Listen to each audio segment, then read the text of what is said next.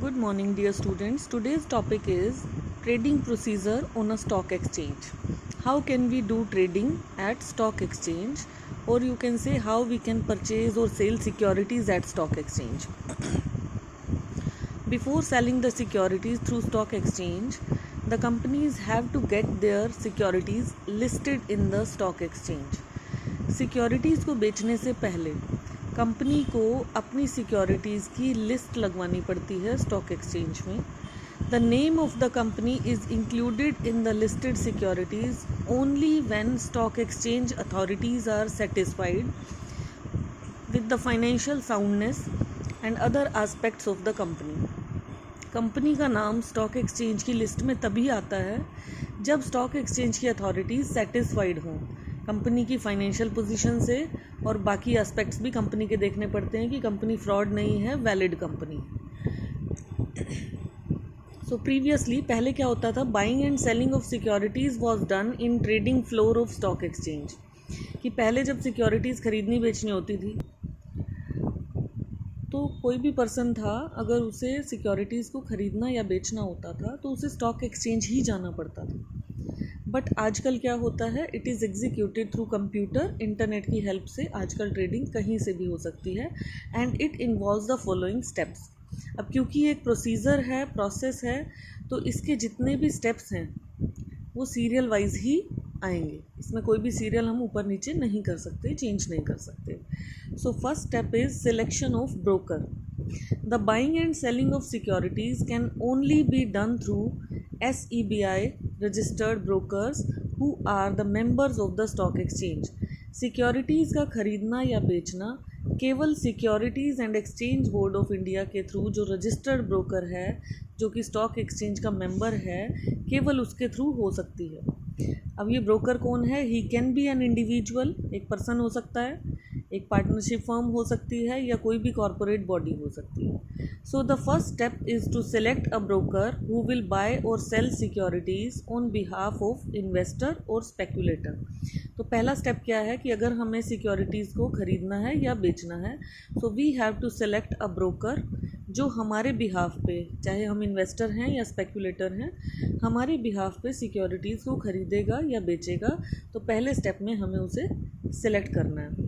So before placing order to registered broker, order देने से पहले हमें यानी इन्वेस्टर को कुछ ना कुछ डिटेल्स प्रोवाइड करनी पड़ती हैं. Like PAN number is permanent account number, date of birth and address, educational qualification, हमारा ऑक्यूपेशन क्या है, हमारा रेजिडेंशियल स्टेटस क्या है, मींस एड्रेस क्या है, हम इंडियन हैं या NRI हैं, बैंक अकाउंट की details, depository account details, name of any broker with whom registered, कोई और ब्रोकर से अगर हमने रजिस्ट्रेशन कराया है तो उसका नाम, and client code number in client registration form. जब हम रजिस्ट्रेशन फॉर्म भर रहे हैं उसमें एक कोड नंबर होता है, क्लाइंट कोड नंबर, वो भी बताना है. एंड डिपॉजिटरी अकाउंट क्या है, ये हम फर्दर एक टॉपिक में पढ़ेंगे, व्हाट इज़ डिपॉजिटरी, इसी में आ जाएगा. नेक्स्ट पॉइंट में डिपॉजिटरी का डिटेल है. After taking these information, broker opens a trading account in the name of investor. ये सारी इन्फॉर्मेशन लेने के बाद ये जो ब्रोकर आपने सेलेक्ट किया था, ये आपका एक ट्रेडिंग अकाउंट ओपन कर देता है आपके नाम से. Second point is now opening demat account with depository. Demat account क्या है? डीमैट का फुल फॉर्म होता है डीमैटीरियलाइजेशन. अब ये दो टर्म्स आ गए इसमें, depository and dematerialisation. C demat account और बेनिफिशियल ओनर अकाउंट, इसको BO अकाउंट भी बोलते हैं. It refers to an account which an Indian citizen must open with the depository participant to trade in listed securities in electronic form. ये demat account क्या है या ये बेनिफिशियल ओनर अकाउंट क्या है? ये एक ऐसा अकाउंट है, अगर हम इंडियन सिटीज़न हैं और हमें किसी कंपनी की सिक्योरिटीज़ को इंडियन स्टॉक एक्सचेंज में परचेज़ करना है, तो हमें एक अकाउंट ओपन करना पड़ेगा विद आर बैंक और स्टॉक ब्रोकर. जो ब्रोकर हमने सेलेक्ट किया था उसी को हम डिपॉजिटरी पार्टिसिपेंट कहते हैं. शॉर्ट फॉर्म में DP लिखा हुआ भी आएगा इसके लिए. या हम अपने बैंक के पास अपना ये अकाउंट ओपन कर सकते हैं ताकि हम लिस्टेड सिक्योरिटीज़ की ट्रेडिंग कर सकें in electronic form. Electronic form means internet के through. Second step in trading process is to open a demat account. So ये ब्रोकर सेलेक्ट करने के बाद सेकंड स्टेप हमारा क्या है कि हम एक डीमैट अकाउंट ओपन कर लें। यहाँ इसने अकाउंट की डिटेल दी है कि अकाउंट क्या है। अगर हमें सिक्योरिटीज़ परचेज़ करनी है तो हमें अपने स्टॉक ब्रोकर के पास यानी डिपॉजिटरी पार्टिसिपेंट के पास ये सारी इन्फॉर्मेशन देने के बाद एक अकाउंट ओपन कराना है जिसमें हम सिक्योरिटीज़ में डील करेंगे इलेक्ट्रॉनिक फॉर्म में। ऐसे अकाउंट को हम डीमैट अकाउंट बोलते हैं। Now the securities are held in electronic form by a depository. अब आप कहीं पे परचेज़ करने तो गए नहीं स्टॉक एक्सचेंज में, तो आपको कोई पेपर फॉर्म में तो शेयर नहीं मिलेगा। अब ये जो शेयर्स आपने ख़रीदे हैं ये इलेक्ट्रॉनिक फॉर्म में है, यानी केवल आपकी अकाउंट में एक एंट्री दिखाई दे रही है कि आपने इतने शेयर्स खरीदे हैं। तो सिक्योरिटीज़ इलेक्ट्रॉनिक फॉर्म में है। अब वो किसके पास हैं? वो जो पार्टी है दैट इज़ कॉल्ड डिपॉजिटरी। अब ये डिपॉजिटरी क्या है? डिपॉजिटरी एक इंस्टीट्यूशन या ऑर्गेनाइजेशन होता है जो सिक्योरिटीज़ को रखता है होल्ड करके। जैसे हमारी जो सेविंग्स हैं वो बैंक रखता है, ऐसे ही अगर हम डिपॉजिटरी के पास जाते ऐसे ही अगर हमें शेयर्स या डिबेंचर्स रखने हैं या बॉन्ड्स रखने हैं या म्यूचुअल फंड्स रखने हैं, कोई भी सिक्योरिटी रखनी है तो उसके लिए जो ऑर्गेनाइजेशन होता है उसको डिपॉजिटरी बोलते हैं। एट प्रेजेंट इंडिया में 2 ही डिपॉजिटरीज़ हैं, NSDL national securities depository limited and CDSL central depository services limited. लेकिन there is no direct contact between depository and investor. Depository interacts with investor through depository participants only. देखो कैसे circle बनेगा। हम investor हैं, हमने अपने broker के through account खुलवाया जिसको हमने डिपॉजिटरी पार्टिसिपेंट कहा, ये ब्रोकर ही है हमारा, ठीक है। और ये ब्रोकर जो है हमारी सिक्योरिटीज़ को कहाँ मेंटेन करेगा? डिपॉजिटरी के पास। ये एक ऑर्गेनाइजेशन है, काइंड ऑफ बैंक। मैं सिर्फ एग्जाम्पल के तौर पे लिख रही हूँ, ये बैंक नहीं है। लाइक बैंक, जैसे कि बैंक में हम मनी डिपॉजिट करके रखते हैं, ऐसे ही डिपॉजिटरी में हम अपनी सिक्योरिटीज़ को डिपॉजिट करके रखते हैं। सो हम इसको सिर्फ एग्जाम्पल के तौर पे बैंक बोलेंगे, एग्जैक्टली ये बैंक नहीं है। तो इन्वेस्टर का डायरेक्ट लिंक डिपॉजिटरी के साथ नहीं होता। देखो, depository interacts with investors through depository participants only. इसका और इसका इंटरेक्शन केवल डिपॉजिटरी पार्टिसिपेंट के थ्रू है, डायरेक्ट नहीं है। कोई भी इन्वेस्टर सीधे नहीं जा सकता, कोई भी डिपॉजिटरी सीधे इसको वापस शेयर्स नहीं कर सकती। They can communicate only through a depository participant जो कि हमारा ब्रोकर है। And depository participant will maintain securities account balances of investor. ये जो पार्टी है ये हमारे अकाउंट बैलेंस को मेंटेन करके रखेगा। एंड इंटीमेट इन्वेस्टर, और इन्वेस्टर को बताता रहेगा कि उसकी होल्डिंग्स का स्टेटस क्या है, यानी उसके शेयर्स का प्राइस बढ़ रहा है या घट रहा है, क्या स्टेटस है, टाइम टू टाइम ये बताएगा, क्योंकि इसका और इसका कोई डायरेक्ट लेना देना नहीं। Now the third step is placing the order. अब हमने डीमैट अकाउंट ओपन कर लिया, अब हम ऑर्डर प्लेस कर सकते हैं।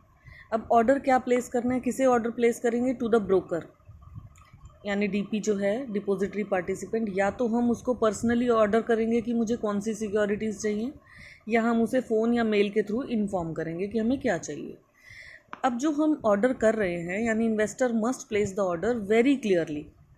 क्लियर ऑर्डर देना है, यानी सारी रेंज बताकर क्या खरीदना है और क्या बेचना है। फॉर एग्जांपल, हमें 100 इक्विटी शेयर्स चाहिए, रिलायंस कंपनी के चाहिए, एंड नॉट मोर देन 500 पर शेयर। ये नॉट मोर देन 500 का मतलब क्या है? क्योंकि शेयर्स का प्राइस तो विद इन सेकेंड्स ऊपर नीचे हो जाता है। तो आपने एक फाइनल रेंज बता दी कि इससे ज़्यादा अगर रेट हो तो मुझे नहीं खरीदना है।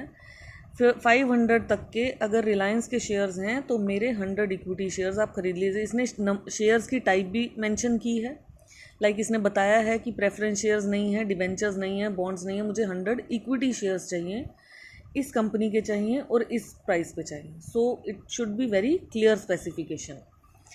Then fourth step is match the share and best price. अब ब्रोकर क्या करेगा? वो ऑनलाइन जाएगा, कनेक्ट करेगा मेन स्टॉक एक्सचेंज के साथ, और जो भी बेस्ट प्राइस अवेलेबल होगा आपके इन शेयर्स का वो आपको बताएगा।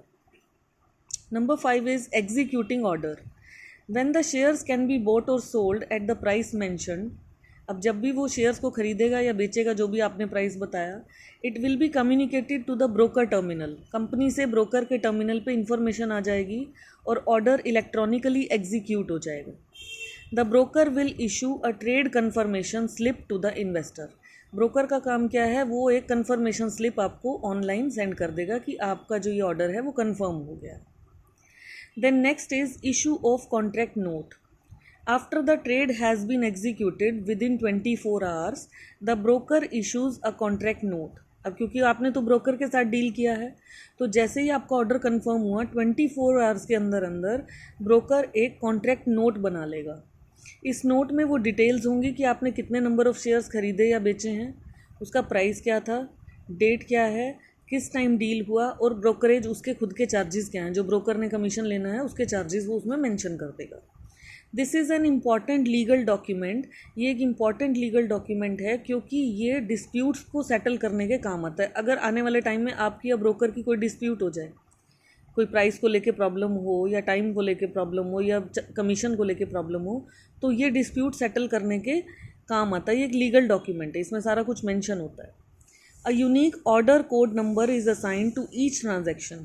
जितनी बार भी आप ट्रांजैक्शन करोगे स्टॉक एक्सचेंज में, आपका एक कोड नंबर अलग से बनेगा हर बार, and it is printed on the contract note, और वो कॉन्ट्रैक्ट नोट पे प्रिंटेड रहेगा ताकि इन केस ऑफ कोई डिस्प्यूट आप वो कोड नंबर यूज़ करके वो ट्रांजैक्शन दोबारा चेक कर सकते हैं।